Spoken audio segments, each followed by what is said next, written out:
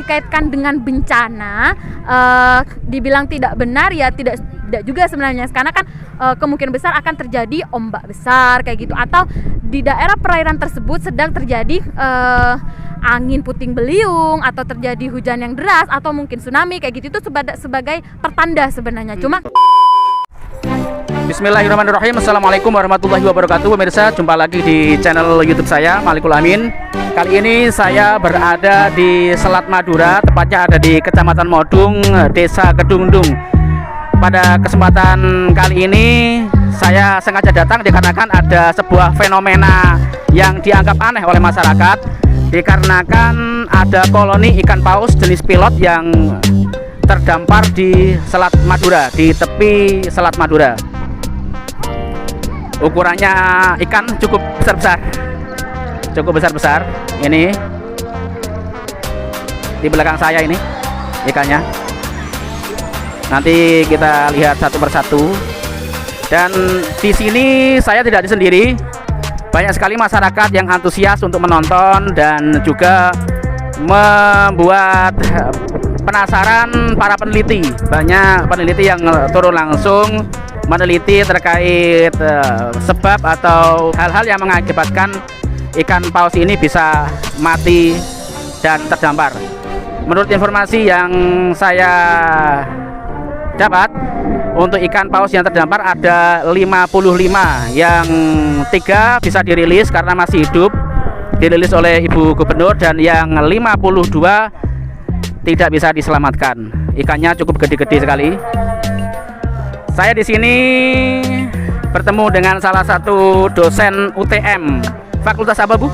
Fakultas Pertanian, Prodi Ilmu Kelautan. Fakultas Pertanian, Prodi Ilmu Kelautan. Beliau di sini bersama mahasiswanya meneliti ikan paus yang masih tersisa. Ada 52.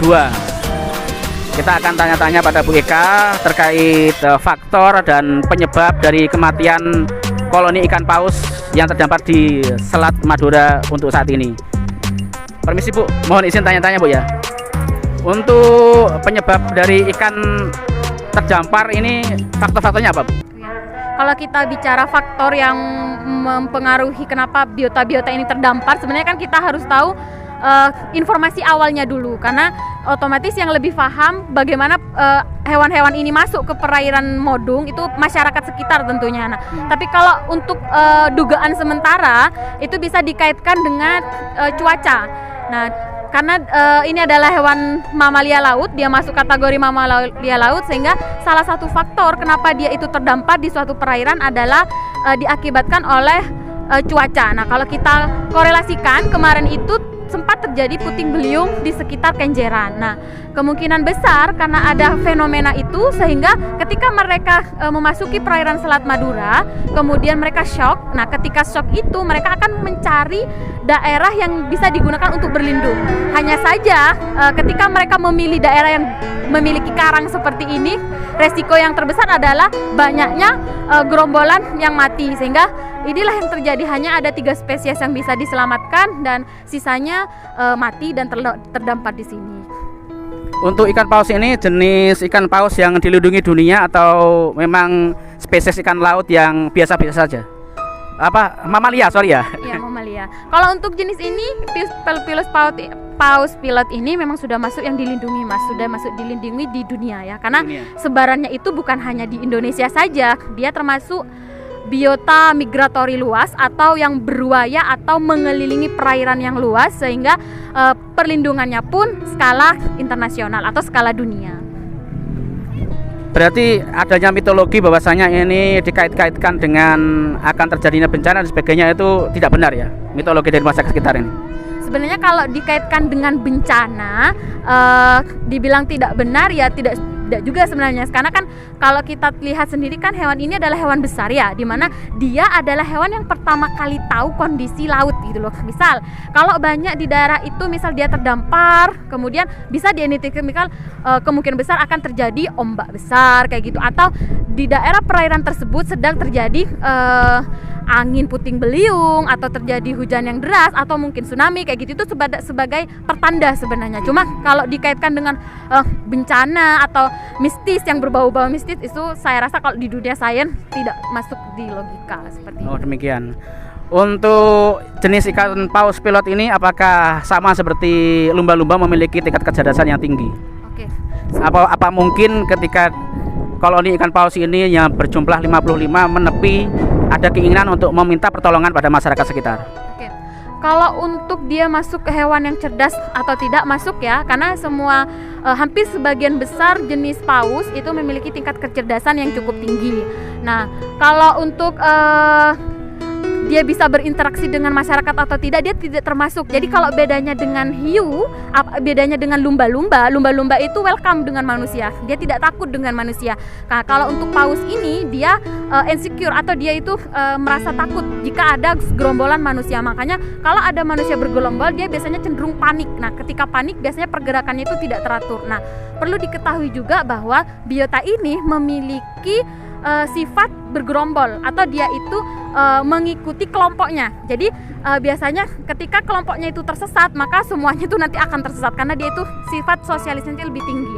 Nah, ketika pelepasan pun tadi yang tiga jumlahnya yang 3 itu yang masih selamat, ketika dirilis atau diselamatkan pun itu biasanya dihindari untuk melihat teman-temannya, karena nanti kalau dia melihat teman-temannya dia bisa balik lagi untuk berusaha nolong temannya padahal temannya itu sudah mati seperti itu. Kemarin saya melihat itu sempat dibuat mainan masyarakat sekitar, dinaiki dan sebagainya, tetap bertahan. Apakah mungkin dari apa yang dilakukan oleh masyarakat sekitar itu menyebabkan kesetresan ikan tersebut sehingga mati, Bu? Ya. Kalau dari info itu bisa dipastikan ya, biasanya mereka akan stres ya kalau ada kalau ada perkumpulan manusia atau pergerakan-pergerakan atau tindakan-tindakan manusia yang bisa membuat mereka shock kayak gitu, dan itu akan mempertinggi tingkat stres mereka. Dan kalau misalnya mereka itu sudah stres, biasanya pergerakannya itu tidak uncontrol gitu loh, tidak terkontrol. Cuma mungkin kenapa tidak berbahaya ke masyarakat, karena ketika pergerakannya itu uncontrol itu terjadi di sekitar pinggir ya, jadi tidak begitu dalam sehingga tidak begitu beresiko untuk manusianya, tapi untuk biotanya sangat beresiko sekali. Kemungkinan untuk mati itu sangat tinggi sebenarnya.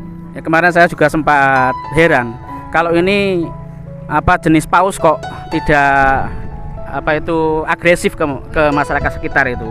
Jadi tingkat perilaku manusia yang membuat mainan di pantai itu juga berarti memiliki kontribusi untuk membuat si ikan tersebut cepat mati, Bu ya. Iya, stres, kemudian mereka perlahan-lahan akan mati. Dan juga sebenarnya kalau ingin menyalahkan masyarakat juga kita kurang etis ya, karena kita juga harus bersama-sama untuk memberikan edukasi ke masyarakat bahwa ada beberapa hewan yang mungkin mereka tidak pernah lihat gitu loh. Oh, ini hewan apa kok tiba-tiba menepi kayak gitu.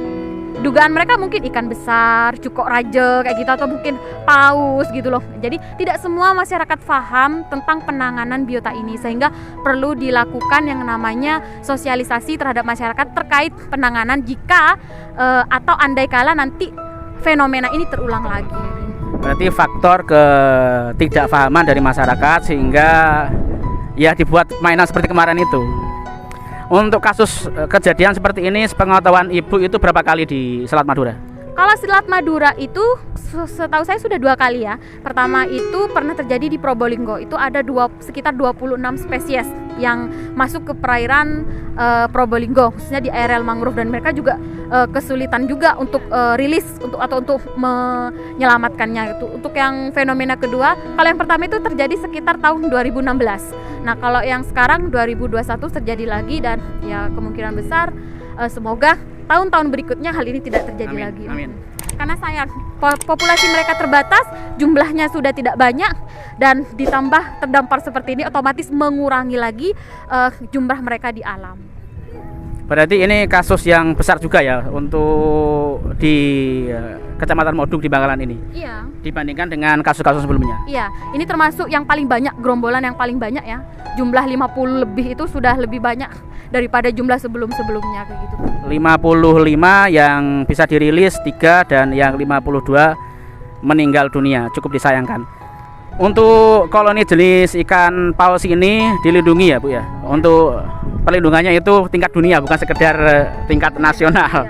Untuk migrasinya itu seputar laut Indonesia atau sampai bisa ke mancanegara? Bisa, dia dari Pasifik kemudian mampir ke Indonesia untuk makan atau berlindung, karena kita tahu negara kita memiliki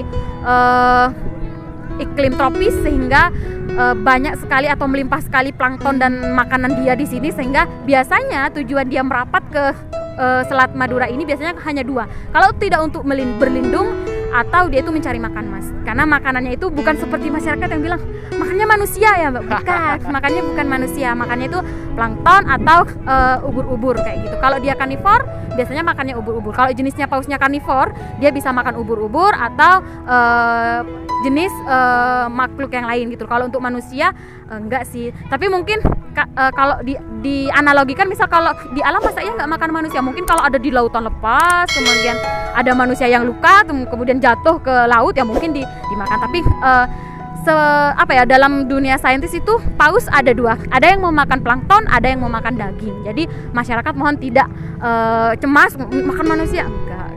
Jenis mamalia yang bernapas menggunakan paru-paru ya? Ya. Ini adalah jenis mamalia yang bernapas menggunakan paru-paru. Dia menggunakan dua sih, menggunakan paru-paru untuk bernapas dan menggunakan blue hole. Jadi kalau teman-teman lihat nanti di atasnya itu biasanya bolong. Bolong itu biasanya namanya itu blue hole kalau di istilah kami. Nah, fungsinya apa? Fungsinya untuk mengeluarkan kembali air laut yang dia minum. Kemudian nanti dikeluarkan agar tidak terlalu banyak cairan di dalam tubuhnya seperti itu. Jadi sebagai kendali untuk osmologisnya dia sendiri.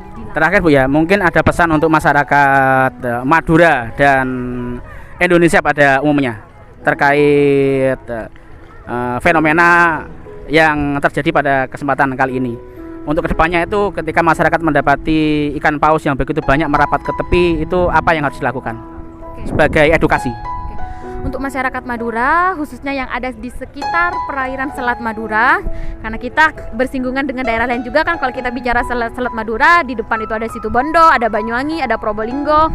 Nah, kalau untuk masyarakat sana, ketika bertemu dengan mega spesies, entah itu hiu paus, entah itu paus pilot, entah itu dolphin atau lumba-lumba kayak gitu, mereka mungkin sudah tidak shock lagi, karena mungkin setiap tahun mampir di perairan mereka. Nah, kalau untuk di perairan kita sendiri di Selatan Madura mungkin agak aneh karena kan ini jarang-jarang gitu loh. Nah, saya harap masyarakat tidak panik, dan jika menemukan fenomena seperti ini lagi, mohon untuk tidak dilakukan tindakan-tindakan yang bisa melukai atau menyebabkan si paus ini stres gitu loh. Karena ketika dia sudah stres atau sudah luka, biasanya tingkat kematiannya itu lebih tinggi gitu loh. Nanti tinggal mungkin dibiarkan dulu, ketika dia nanti sudah mulai tenang baru dirilis atau dicoba untuk diusir agar dia menuju ke laut lepas. Karena kalau ketika sudah surut dia masih ada di lokasi yang dangkal seperti ini, dia akan terdampar atau tidak bisa balik lagi ke laut yang luas gitu, dan harus menunggu pasang untuk bisa dirilis kayak gitu. Alhamdulillah cukup bermanfaat bagi pemirsa sekalian. Terima kasih atas waktunya Bu Eka ya, Ibu Eka. Bu Eka. Tadi tak kira mahasiswa, ternyata dosen. Terima kasih Bu atas waktunya. Selamat bertugas. Untuk pemirsa yang penasaran seperti apa bentuk dari ikan pausnya, saya coba akan mendekat sambil pelan-pelan karena di sini banyak sekali karang dan juga pecahan beling. Mudah-mudahan tidak melukai kaki saya. Ini pemirsa untuk ikan pausnya.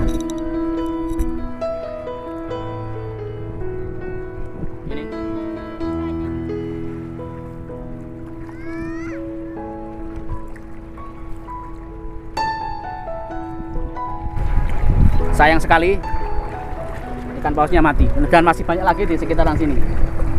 Ini juga sudah dievakuasi oleh masyarakat atau aparat terdekat. Terima kasih atas waktunya, terima kasih atas atensinya. Cukup sekian dari saya. Wassalamualaikum warahmatullahi wabarakatuh.